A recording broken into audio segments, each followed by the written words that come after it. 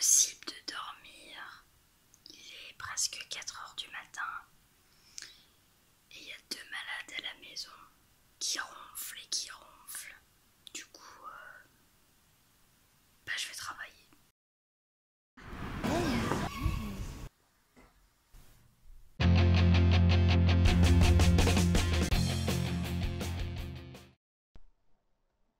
Aujourd'hui, je voulais vous parler de ma vie de maman entrepreneuse.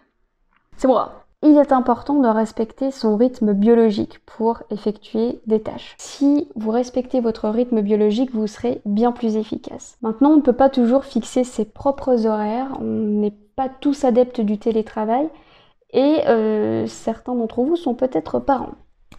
Tout comme moi. Et du coup, je ne peux pas toujours respecter mon rythme biologique. Moi, les moments où je suis le plus efficace, c'est à partir de 5 heures du matin.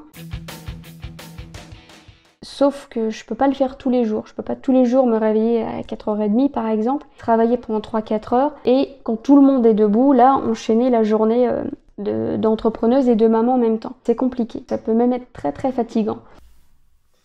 Pour l'instant, eh bien, je fais en fait en fonction des autres, c'est-à-dire en fonction de ma fille qui a un peu plus d'1 an. Donc ça veut dire qu'elle demande une attention permanente. Donc je suis obligée d'attendre certains moments pour pouvoir me concentrer et de travailler au moment où j'en ai envie. Et j'ai aussi mon conjoint qui travaille à la maison. On est 3 à se partager l'environnement de travail, l'environnement de la maison. Enfin bref, il y a toute une organisation à mettre en place et qui n'est pas évidente au début. C'est pas toujours simple. Mais il y a des moments qui sont plus compliqués. Par exemple, là où j'ai besoin de tourner, j'ai besoin de l'espace, donc je vais demander à tout le monde de quitter la pièce parce qu'il ne faut pas qu'il y ait de son, il ne faut pas qu'il y ait de bruit parasite.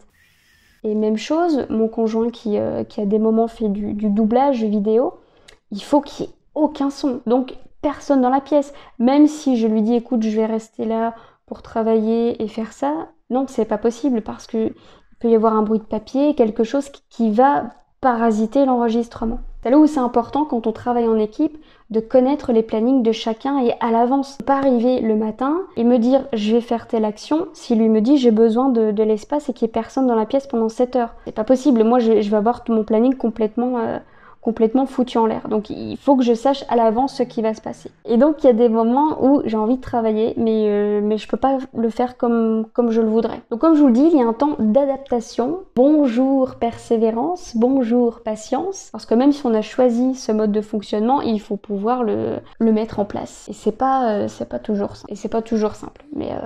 Mais ça se fait. Et c'est là où je suis super contente parce que j'ai développé une faculté de fou qu'à partir du moment où je peux, pas où je veux, mais où je peux me concentrer, il faut que je me concentre. Donc en un quart de seconde, paf, je me concentre, c'est bon, je peux faire ça. Alors je sais pas encore comment j'ai réussi à mettre ça en place parce que j'aimerais beaucoup partager cette compétence-là. C'est génial de pouvoir se dire, ok, c'est bon, c'est maintenant, bam, et là on envoie. Un petit peu comme un acteur en fait, quand il passe devant la caméra, action, je crois que c'est le réalisateur qui dit ça, il envoie, c'est maintenant.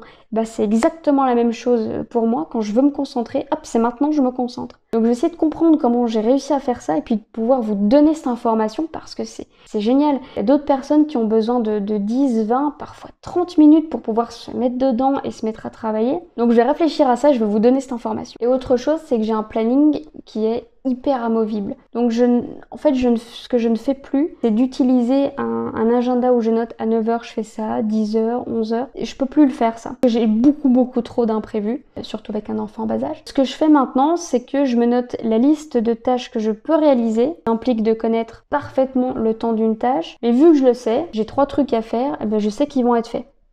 Si j'ai pas fini à 19-20 heures, je vais finir parce que je me suis mis dans la tête que j'allais finir mes 3 choses-là et elles vont être bouclées. Par exemple, hier, j'ai fini à 23 heures. Donc là, forcément, claqué. Mais je suis soulagée parce que j'ai fini tout ce que j'avais à faire. Et si je n'ai pas terminé, ça va se reporter au lendemain. Donc là, ça va me foutre en l'air mon planning du lendemain, même si j'ai prévu des temps d'imprévus.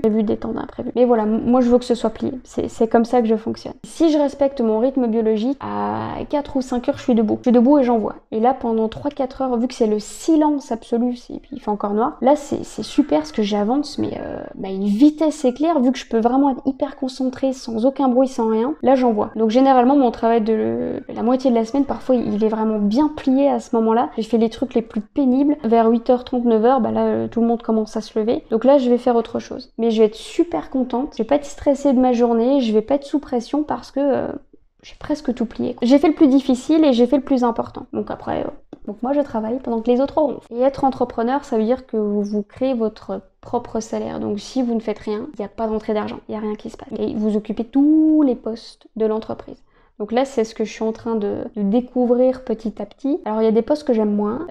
Par exemple, il y a quelques mois, j'ai découvert le montage vidéo. Ça a été un calvaire pour moi, je détestais ça. Et donc j'avais délégué cette partie avec une personne qui savait très bien gérer le montage et il y a des moments où elle n'était pas disponible. Moi j'avais besoin de cette personne et elle n'était pas disponible parce qu'elle avait d'autres choses à faire. Donc là, je m'y suis mis, je me suis assise face à l'outil. Et là, il y a eu des moments de colère, de rage, de pleurs, parce que je comprenais pas comment ça marchait. Et gonflant de vouloir faire quelque chose, de passer des heures juste pour monter une vidéo de 5 minutes. On se dit, mais c'est pas possible, tout ce temps perdu. Aujourd'hui, j'en suis très contente parce que j'ai plus besoin de déléguer cette partie-là. Et si je dois la déléguer, je pourrais expliquer comment ça fonctionne. Donc je pourrais lui montrer l'outil, elle pourra l'utiliser et je pourrais l'aider. Donc là, c'est vraiment tout bénéf. Les moments où j'ai galéré, aujourd'hui, j'en suis super contente. Et maintenant, monter une vidéo, je suis contente parce que j'arrive à ajouter du texte, j'ajoute des musiques, je découpe, je recoupe, j'arrive à faire pour que ce soit dynamique. Donc je suis bien contente.